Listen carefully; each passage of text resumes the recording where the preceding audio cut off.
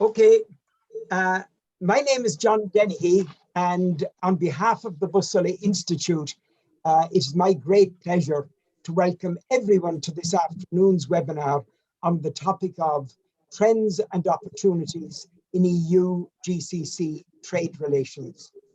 No matter how one looks at it, the fallout from COVID on the economies of countries right across the world is grim and uncompromising. Collaboration and strong international partnerships between regions and countries are needed now more than ever before. The crisis, as you all know, is universal, and therefore we must all work together to develop more structured trade and economic ties if individual economies and perhaps regions are not to be overwhelmed. The pivotal issues of economic growth, the need for economic diversification, and medium to long-term sustainability, as well as trying to ensure economic stability in an age of increased globalized competition, all loom large in every continent. The EU and GCC are no exception in this regard, and accordingly, when looking at and analysing the broader EU-GCC relationships, the Bussoley Institute's Research and Activities Programme has been focusing on the interplay between economics and technology as one of its three core research pillars or themes. Today's webinar brings together a very important group of hugely experienced experts and key policymakers from Europe and the Gulf, who will offer invaluable insights on the scope and extent of economic trade between the EU and the GCC. They will also explore how both regions might develop even stronger trade relationships during the current pandemic and in the years ahead. In addition to examining the characteristics and challenges of economic trade between the EU and GCC, our panelists will comment also on some of the ongoing key debates on these issues. They will also highlight and discuss ways in which economic relationships between the two regions might be strengthened further in the context of their respective priorities.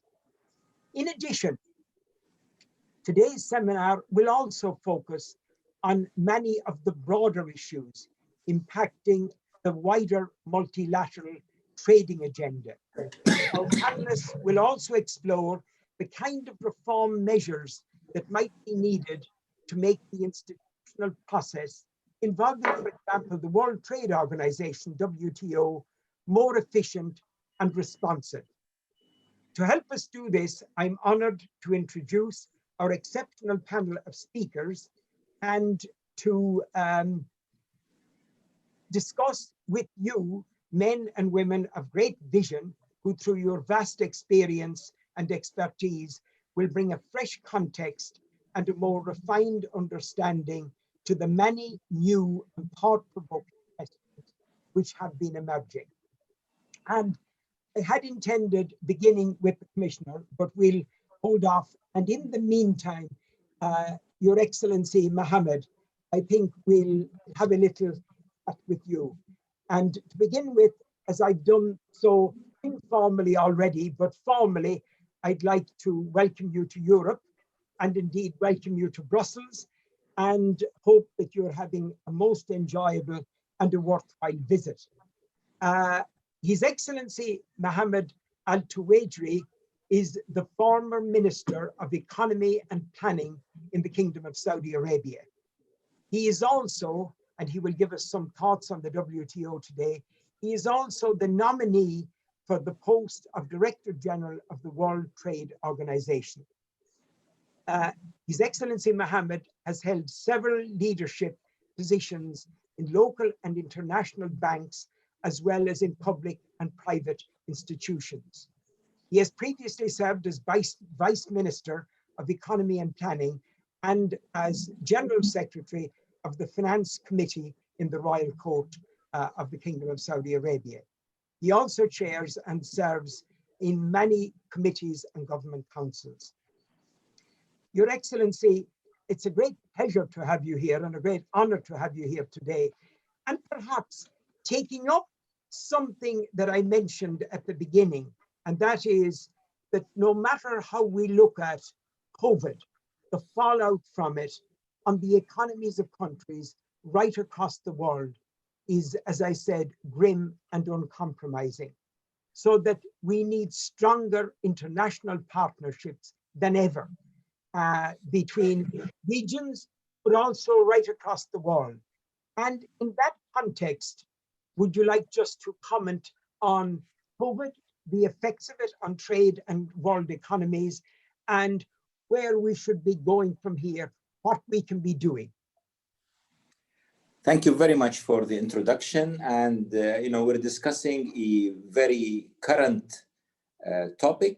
The risk of COVID is this unpredictability of the outcome, how each country will recover from it, and how the global community, global trade community will start to open up, and striking that balance between the ability to open up while also protecting citizens locally. So initially, as all of you have seen, there has been some panic, some shock around the size of the pandemic, around the difficulty of its nature.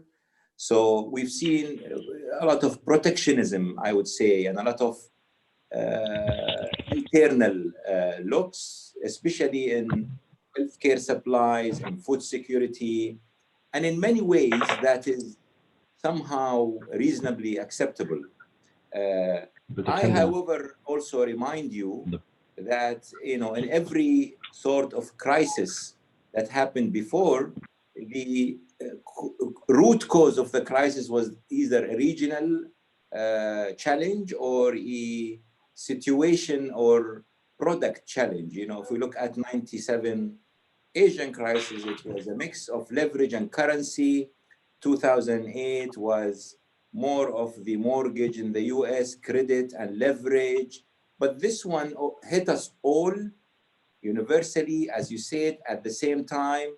So the benchmarking, how unprecedented it is, accompanied with a high level of uncertainty in global markets, volatility, a lot of geopolitical tensions, makes it even a bigger sort of challenge. So let's start with that awareness that COVID is not only a healthcare challenge to humanity and business and global trade, but also it is a global situation that needs a global coordinated solution as much as possible.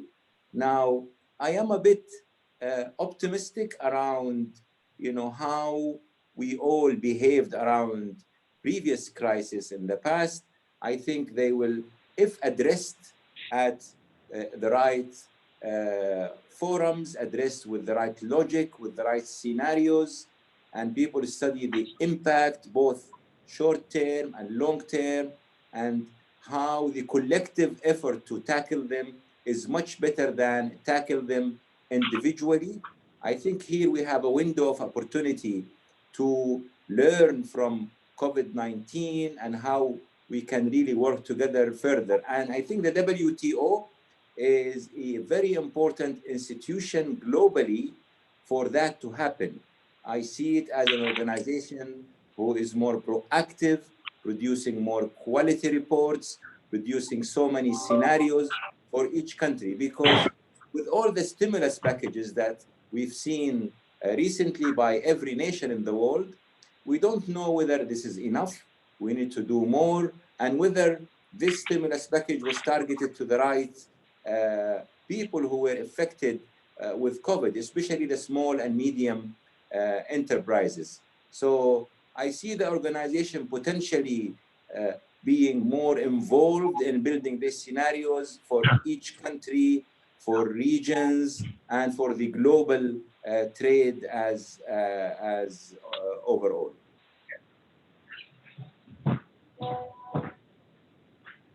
Thank you.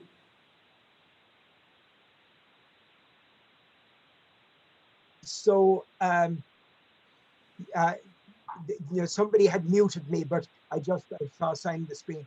But you're also right that it's a globally coordinated solution. Now, to go to the WTO for a minute and maybe chat about it, for decades, the WTO has served as a place where trade disputes are arbitrated, where policy issues are addressed, where legal frameworks are adopted and enforced. How can we ensure that the WTO, say, can build on its past successes while at the same time increasing its effectiveness, adapting to not alone COVID, but the many other challenges of today's rapidly changing world of trade? Well, thank you. This is a very great question. I think the first thing we need to do and think about doing is having this refresh look into the root causes of why the WTO is not playing as effective as members want it to be. So this deep dive into the root cause analysis across the three functions of the organization, whether it's negotiation function, the dispute settlement function, or the notification transparency function, they're all interrelated and they all depend on each other and they all lead to each other. I think that is a very important reset, refresh that needs to be done to address the root causes of why the relevance of the organization, why the deviation from original goals and principles is not taking place, and why transparency is an issue. And I say this is very important because from a business point of view, predictability, certainty is definitely something useful, and the opposite is true. You know, investment and business won't like this level of uncertainty around them. So one. Two, I think also it is very important for the organization to be the entity, the vehicle that will reach out to politicians, to decision makers, to other international institutions, to think tanks, to the private sector globally, because unless we have this 360 view of what needs to be done and achieved, then I'm afraid we will continue with this tension and disputes challenge for much longer. So the combination between understanding the root causes will help us design the solution, but the solution must be also a comprehensive global solution working with the decision makers and other international institutions. That if we want to keep the organization relevant and fit for purpose for future challenges. Because I think, as you said, COVID is part of the problem, but also there is digital trade, there is e-commerce, there is so many other trending issues that's coming our way that could be a game changer for global trade. That also impacts everyone and every sector and every region. And as I said earlier, each country will evolve and recover and open up in a different way, at a different speed, with own sensitivities and challenges. So to define the WTO relevance, I think the Director General, the Secretariat, should really strike that balance between keeping the multilateral trading system spirit, respecting the member-driven culture of the organization, and build on the great successes that took place previously, but at the same time, be dynamic enough, solution-oriented enough, delivery-driven enough to address the current and future challenges. Thank you very much. And I believe the Commissioner has joined us, but we can't see him. He's had a serious technical problem. Can you hear us, Commissioner? He certainly was with us a minute ago. Hello? We'll go back. One last question, just Mohammed, and that is that the world economy has changed enormously since the WTO was created in 1995, building on that. But in your view, right now, has the organization the capability to deal with all of these complex challenges, including COVID, that we've spoken about, and indeed many of these challenges, such as food security, climate change, and so on, can be seen as competing challenges. Do you think WTO needs to be reformed, or is it ready to face all of these now and handle them effectively? It's not me only who thinks the WTO need reforms, it's everyone.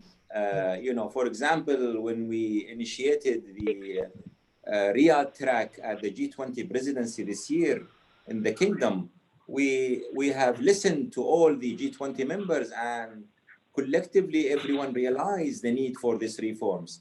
During my campaign, when I spoke to the trade ministers, the economy ministers in different parts of the world, 100% said absolutely.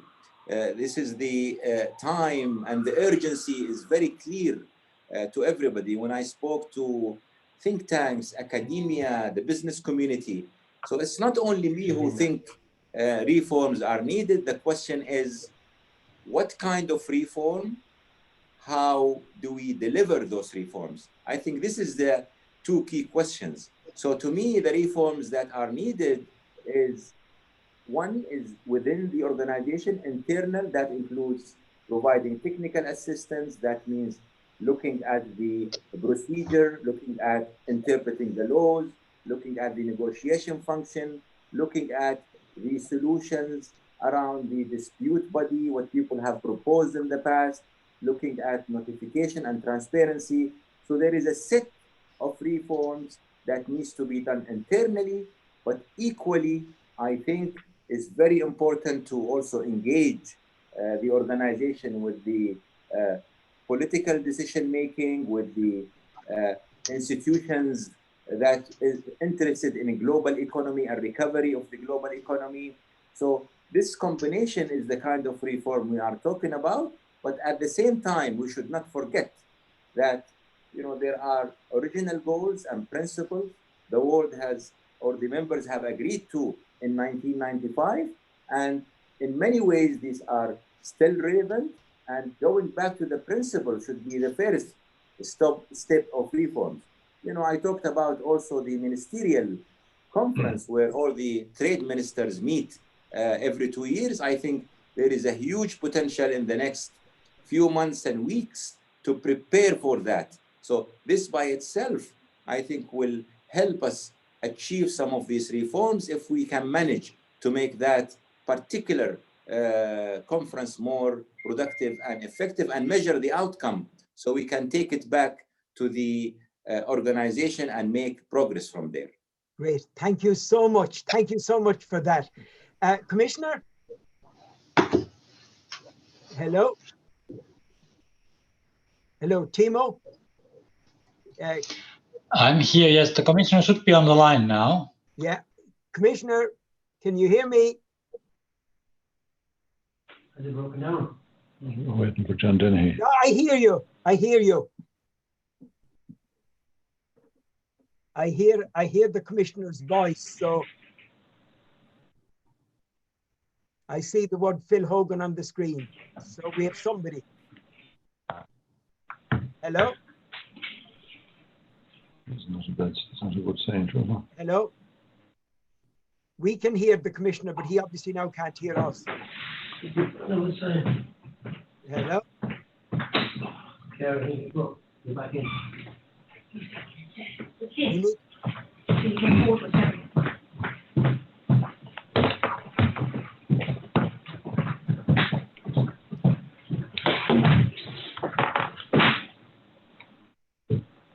Hello? We'll give it... We've somebody there. Good sound. I see Bernie and Commissioner Hogan. He can hear you. Hello, John.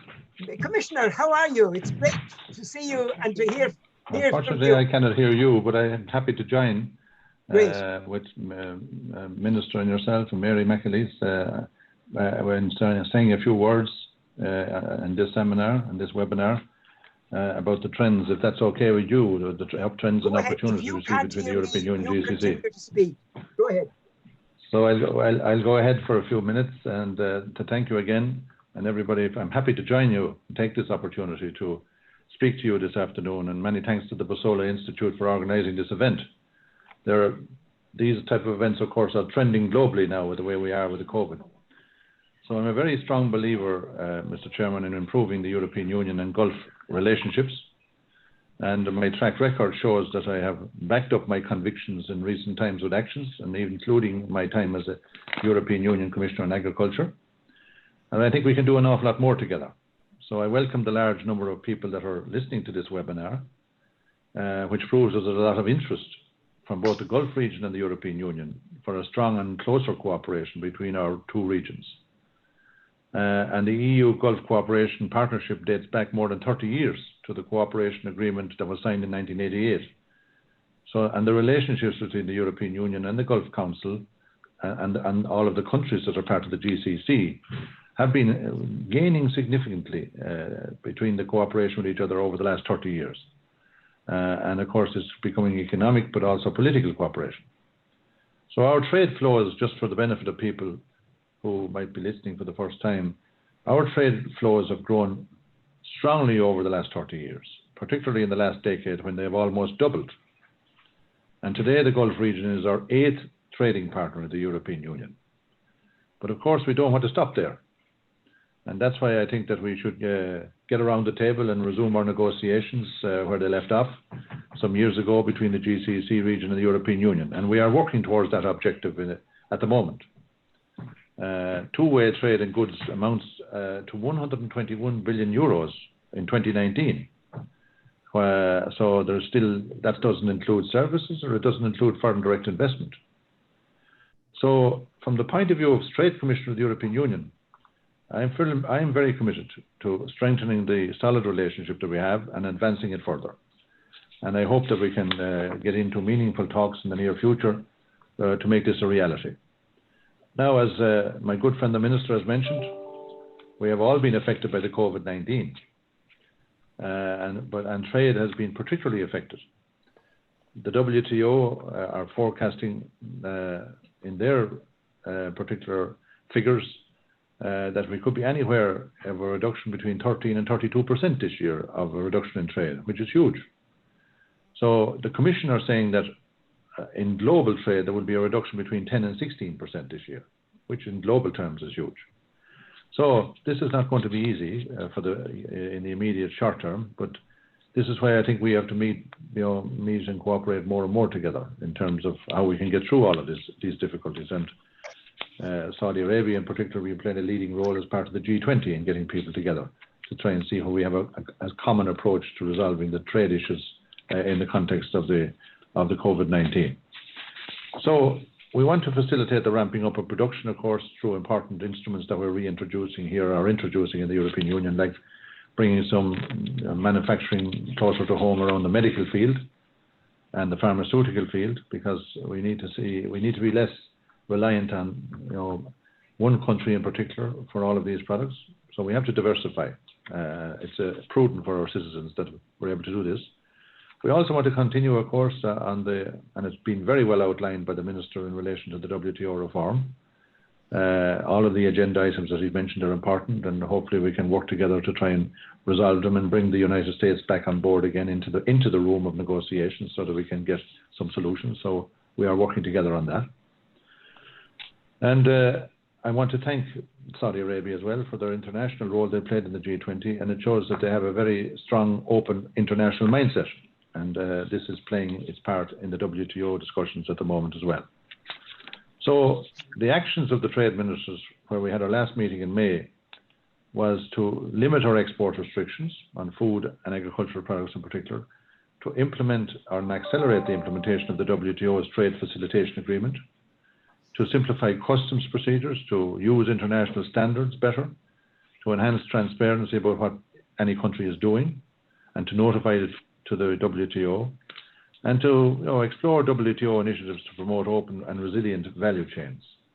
And I think that the majority of the GCC countries have also refrained from introducing unnecessary trade restrictions I don't see any evidence of issues like suspension of import duties, time extensions for the collection of customs duties, electronic customs certification systems. So you have gone as far as to put in place some very important trade facilitation issues and measures like the ones I've just outlined. And they're working well, I think. So we count on the GCC's close cooperation to avoid putting unnecessary strains on the trade and addressing any trade distortions and barriers. And this is why we have set up this regular region-to-region trade and investment dialogue, which is going on since 2018.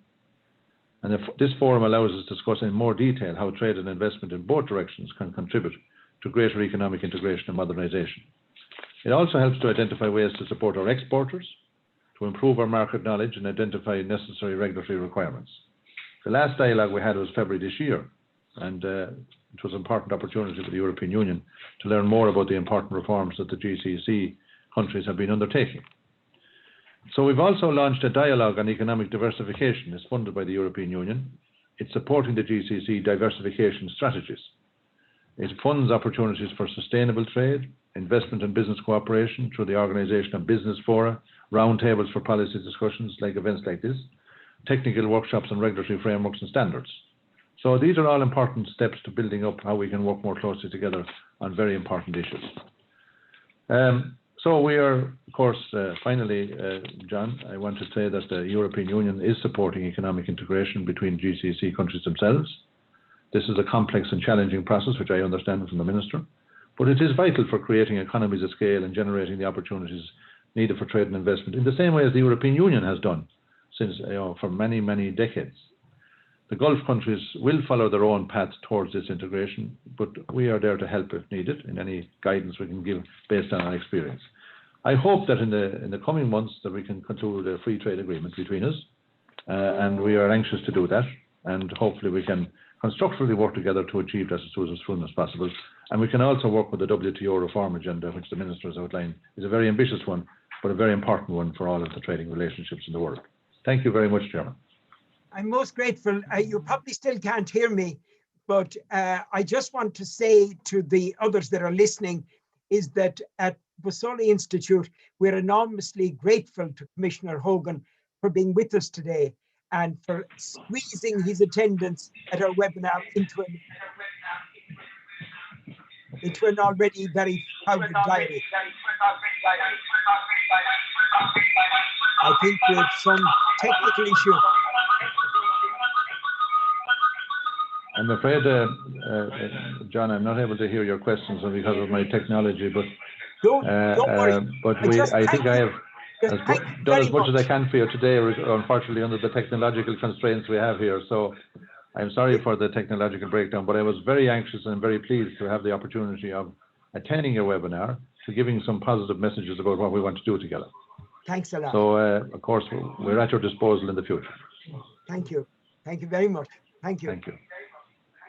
I was just saying, and I just repeated that when I called Commissioner Hogan a few weeks ago, he didn't hesitate for 1 second in his response was positive. He said, I want to be part of that. And he again reiterated what he has said here today, his commitment to strengthening EU-GCC trade relations and then broadening this out into the wider world. So we'll move on from that. I am so pleased. I know that from the messages I've been getting here, Commissioner Hogan has moved from one office to another to try and get a link that actually would work for us. So it was great that he was able to join us. Thank you very much. Mary, we might move on to you at this stage and hope that your technology doesn't break down in light of the major storm over your part of the country at the moment. Dr. Mary McAleese is a member of the board of the Honorary Advisory Board of Bossoli Institute, and we're so happy to have her. Mary was president of my own country of Ireland for 2 terms, so for a total of 14 years. And at a very young age, I won't tell you what age, she served as the Reid Professor of Criminal Law, Criminology and Penology in Trinity College, Dublin. And after that became director of the Institute of Professional and Legal Studies at Queen's University, Belfast, and was named as the first Roman Catholic Pro-Vice Chancellor of Queen's in 1994. Since then, she went on to become President of Ireland. She's now currently working as, not full-time, but Professor of Children, Law and Religion at the University of Glasgow in Scotland.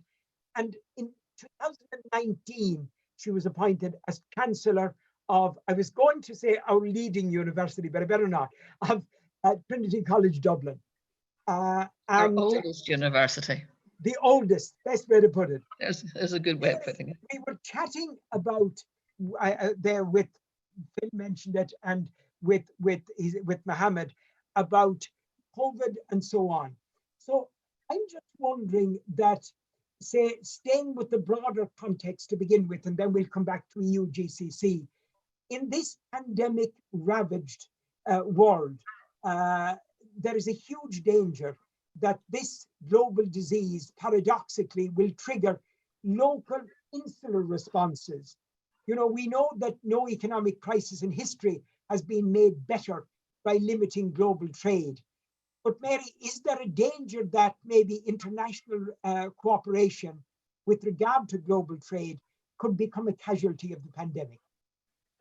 Well, I fervently hope not, and I've taken some heart and reassurance from the words of both the Commissioner and His Excellency, because if that were to be the case, and I don't think it will be in the longer term, but certainly if it were to be the case, I think the COVID generation will ensure that those who would lead us into those cul-de-sacs and into those bunkers will pay a very dear price, because the COVID generation, and there are a number of generations implicated in the downstream consequences of the COVID crisis.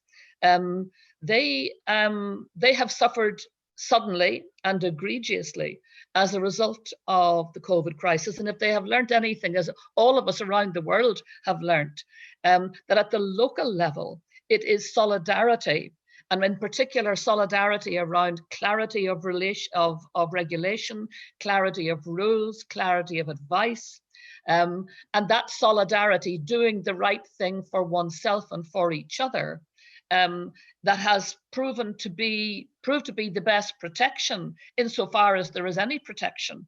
The best protection has been in terms of that communal solidarity. We've seen it in our own country, we've seen it in other countries, how absolutely crucial it is that we work together and that we help one another through this crisis. Now, to the extent that we can, it seems to me one of the things that His Excellency noted was the huge changes that have been wrought by the COVID crisis, and how many reset buttons have been suddenly reset, shockingly in some cases reset. I think particularly of all those who have lost jobs or whose jobs are on hold.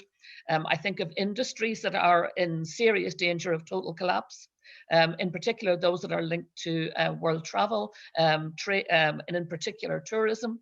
I think of, on the other hand, the changes that have been wrought very suddenly. For example, here are we holding our conference, our talk on the internet through Zoom. And many universities, for example, many educational facilities, and in particular at third level, are now going to be using online communication or online classes for the foreseeable future, so that we've been sort of pushed or rushed into doing things that were kind of meandering in the background, but didn't have the heft and momentum that they now have. Work from home, work at home, now taking a kind of a precedence that it certainly didn't have 6 months ago. So look, a lot of reset buttons have been, but you know, the reset button is all very well to use as a metaphor, but if I use it in my central heating system, it does actually go back into a pre-program and a steady, stable program. Now we're hitting reset buttons and we don't quite know what's being reset. And so I have to say that leaders around the world would do well to understand that within their countries and within their jurisdictions, and it's true of mine, it's true of the European Union, I'm perfectly sure it is true also in the Gulf states, that the generations that are now being impacted by COVID are also rethinking. They are rethinking their future. That future at the moment looks rather bleak, and they are looking to leaders to tell them that there is a navigational path, that there is a path that can be navigated out of these tough times. And for example, if I bring it back to the EU GCC discussions around fair trade, I think really in terms of reassurance, they would need to see development, momentum, heft, and result. And that would give people great reassurance that the opportunities that do exist within our world, and in particular within the European Union and the GCC's relationship, that they are now going to be expanded and exploited and developed with a new kind of focus on the future. Why? Because now our young people are looking at joblessness. They are wondering about their careers, their education has been interrupted, and they need to hear and to see from their leaders that whatever residual opportunities exist to create jobs, to create investment, to develop good, healthy relationships across these two great jurisdictions that are neighbours to one another, that is being done with a heart and a half. And that if you like, the bad old days of sinking into a kind of a miasma where ordinary trade, yes, continued, and it is good to hear the Commissioner talk about the huge increase in trade between these two great blocs. But that huge increase, as he noted himself, at the end of the day, it could be so much greater. It could be so much better in and within a free trade agreement negotiated between these two very significant global blocs. And what a message it would send to the world if they were able now to bring that together, to fuse their futures in a way that we haven't really been able to do in the past. Yes, we have good relationships trade-wise, but are they going to be enough to deliver the kind of future that the very shocked, unstable times of the COVID generation are crying out for? Are they going to be able to meet those? Well, that will be down to producing results. And honestly, I really think that the European Union, the leaders within the European Union, and in particular, I'm really very grateful for the huge effort that has been made by both as Agriculture Commissioner and Trade Commissioner by Phil Hogan, and indeed by those within the GCC who share our values and our vision and who want to see the future. Real hope. Not just words, but a signal, a real signal would be the completion of those negotiations and the movement into really a new era. Yeah, and Mary, why do you think this is a good time? Maybe to because this is a rotten time. That's why. Because this is an absolutely dreadful time. It's an appalling time. You want to listen to the young people talking, listen to their parents, listen to the people trying to prepare our kids going back to school at the moment, listen to young people who have had the worst coming out of college to university, not knowing, are they going in, are they not going in? Listen to the young people who had plans for their future, that suddenly an enormous anchor, just stopped their great big, wonderful yacht sailing through the oceans with all their hopes and dreams on it. It stopped dead, and it's marooned now, and it's marooned on account of COVID. And frankly, while we focus at times on, okay, if we get a vaccine, things will be good. Well, we haven't got one yet, and we can't be sure we'll get it, and we cannot be sure of the when of all that. I think in the meantime, while our medics and our scientists sort out our vulnerability to that awful disease, which makes us wonder about how vulnerable we might be, to COVID-20, COVID-30, COVID-40, we need to understand that there are fundamental infrastructures that we can help to create that create stability, that render us less vulnerable. And every time we go back into our bunkers, every time we create barriers, including trade barriers, including cultural barriers, we render all of us in this world more vulnerable. So those of us who are committed, absolutely committed, right across the cultural, religious, trade, economic, national divides, to lowering the bunkers, lowering the walls of the bunker, getting to know one another better, getting to trust one another better, because trust is in short supply. It seems to me that's what we need to do. These are rotten times, and precisely because they are awful times, they are a challenge to our leaders to make them the best possible times in terms of planning for the future. Thank you so much, Mary. That was wonderful. You were breaking down a little bit, but only a little bit. We got 99.9%. So you can blame Storm Francis, I'm afraid, which is currently exactly. lashing my roof at the moment. Thank you so much. And we might come back again. I'll move to Dr. Omar Al-Ubaidli, and Dr. Omar is the Director of Research at Derusat in Bahrain. He's involved with George Mason University, a Senior Research Fellow at Marketer's Center, and he has had a wonderful history with university as visiting professor of economics at University of Chicago, and as a member of the Commonwealth of Virginia's Joint Advisory Board on economists. And Dr. Omar, at the moment, is writing a paper for us. He's finalizing an important piece of research on behalf of Bussola, which we commissioned, on trends and opportunities in EU-GCC relations. So maybe, Omar, to begin with, you could just give us a flavor of some of the things that you're beginning to discover at this stage in summary, and then we may have time for another question or two then. Thank you very much for the invitation to participate in today's event and to contribute to Bussola's research output.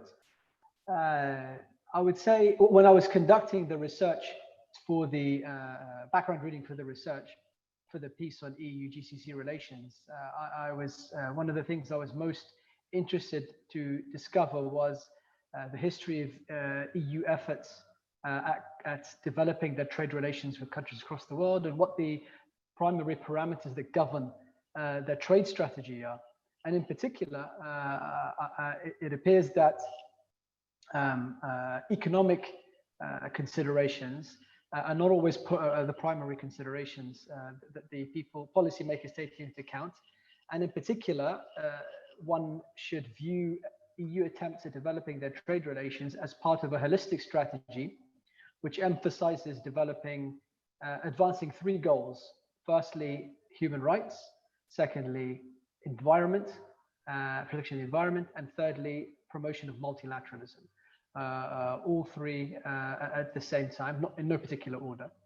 And in the past, some of these, in particular the environmental ones, for example, have posed constituted a significant barrier to the establishment of an EU-GCC free trade agreement. Certainly through the 90s, that was a sticking point. But in the current environment, I actually believe that the holistic strategy of the EU will transform from being a barrier or contributing to a barrier to the establishment of free trade agreement to being something that contributes to increase the likelihood of one. Why do I say that? Well, here we have to point the finger at the US, unfortunately, who've probably been on the receiving end of some criticism from many quarters in Europe and across the world of late. The US's tendency or trajectory, isolationist trajectory of late, whether it's in the context of the environment, the withdrawal from the Paris Accord, or in the context of trade, or in the context of advancing multilateralism in general, has obviously not been the ideal course of action from the EU's perspective. And the EU is looking, but the EU is sticking to its guns. The EU fundamentally believes in the importance of multilateralism and an important prioritization of climate change, addressing the climate change issues. And so the EU, more than ever, is looking to build an international coalition to deal with these issues. On the flip side, the Gulf countries, being relatively small countries, are countries that are themselves always open to multilateralism and strong supporters of multilateralism.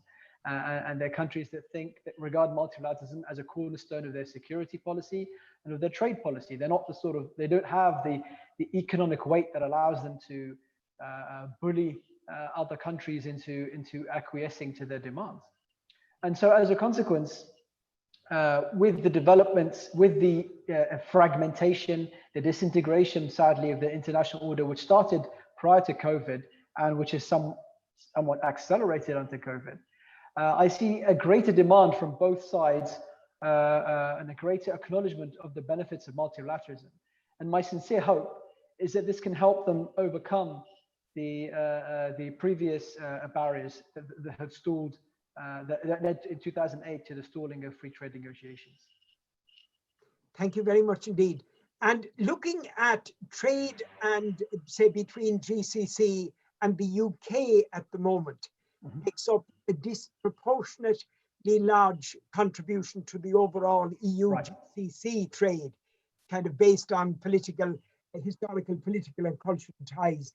Yes. In your view, how can the EU ensure that the completion of Brexit will not in some way undermine the absolute strength of the EU-GCC economic relationship? Right, as Commissioner Hogan mentioned, looking at your paper. Yes, Commissioner Hogan mentioned that the GCC is the EU's 8th largest trading partner. A few years ago, it would have been the 5th. And the reason is, as you described, that the UK accounts for a disproportionate share of the economic relationship. It's high both in merchandise trade and in services trade, and even investment as well. If anyone's taken a walk down through the streets of London, there's many properties there which are originally owned by Gulf countries. Now, a significant proportion of the trade is also in the sorts of trade in arms, with aerospace and all sorts of military procurement that goes on. That also accounts for a significant proportion of EU trade with the GCC in general, especially in the aviation field. A lot of Airbus, German and French military technology purchased by the Gulf countries. Now, my hope is that despite the fact that the UK constitutes a significant, an oversized percentage of the trade, the way in which the Gulf countries are looking to develop their economies should lead to greater trade with the EU itself. As an illustration, traditionally the Gulf countries have allocated a comparatively small percentage of their resources to environmental and to environmental related products, to renewable energy. Whereas at present, there are very, very large commitments to these. And I was pleased to hear that from Commissioner Hogan that there is active attempts at promoting economic diversification in Gulf countries. Now, part of this transition to caring more about the renewable energy is due to the economic challenges that the Gulf countries are facing due to declining oil prices, but they're also partially a response to countries like Saudi Arabia being part of G20 and wanting to play a more constructive role in tackling the world's leading problems, which include obviously climate change. Now, we know that countries such as Germany, such as Denmark, such as Spain, which are core members of the EU, have a rich history in developing renewable energy, in exporting, in building technological partnerships. And then obviously these sorts of cutting edge technologies require significant amounts of knowledge production. And in countries such as France and Italy and Ireland, we have some of the finest universities and intellectual organizations in Europe, which can play active roles in developing capacity in the Gulf.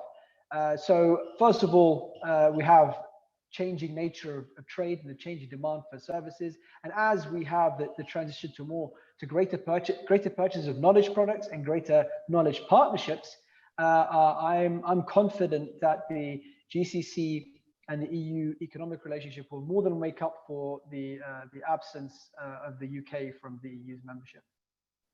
Thank you very, very much, Omar. And we will we'll be presumably having another webinar sometime down the road when your paper is finished and we're launching it. So we'll try and get a team of people back again. Timo, are you still with us? Yes, I am. Timo, I've just introduced Timo Hammarin, and Timo, who is here at the request of the Commissioner. Timo is the Deputy Head of Unit at the European Commission DG Trade, with responsibility for trade and investment relationships with, among others, the Middle East. Timo, just maybe to discuss one or two issues with you very briefly, to say, based on the discussion that we've had to date and in your work in DG Trade, to what degree or extent do you think that issues like climate change, digitization, health security, and so on will play a prominent role in the framework for EU GCC trade and economic relations? Just to give us your reaction to that question at this stage. Thank you, John. Indeed, and the Commissioner has assured me you will be a key man in those discussions. So, thanks. Yes, of course, we don't look at trade policy in isolation from other policies that are important in our international relations, and therefore we link directly, as Omar has said in explaining his recent study, we link directly certain policies in trade negotiations. We look at human rights, we look at trade and sustainable development, issues like that, with condition for us to conclude free trade agreements with our partners. And whereas in the past these issues may have been to some extent problematic for our Gulf partners, I'm at least happy to read from Omar's conclusions that that might not be the case in the future. And indeed, the signals we have got from our colleagues in the Gulf is that the provisions we would be looking at for human rights or trade and sustainable development, including environment, would no longer be problematic. To add to that, of course, we have an interest also in climate change. We have a big project on the ground in the Gulf, working with our Gulf partners on climate change, which has become a top priority for the Gulf countries as well. Digitalization, as you mentioned, is a topic of mutual interest. When we have discussions, since last time I was in Riyadh in February, we had a trade and investment dialogue. That was a topic that came out from our partners that they would like to work more closely on these issues, because the Gulf countries need to diversify, and digital economy is something very appealing to our partners there, and obviously it's one of the priorities for us. So we do have a lot of common interest outside of the pure trade domain where we can work together, and the trade agreement, if we manage to negotiate that, can be the glue to bring those different policies together. I did want to briefly to comment on what Omar said about the impact of Brexit in our trade relationship. It is true that Brexit is the one big blow that shifted our trade relationship to low levels, so from the 6th trading partner suddenly to the 8th trading partner, GCC for the EU. But we should not see that as a one single event and discounting the other factors. The other factors are there, are not going to remain stable. And there we are talking about China, for example. China has now taken the first place of export destination for the GCC from the EU. Currently, GCC is exporting twice as much to China than they're exporting to the EU. So China is about also to complete an FTA with the GCC partners. I understand it's a rather advanced stage.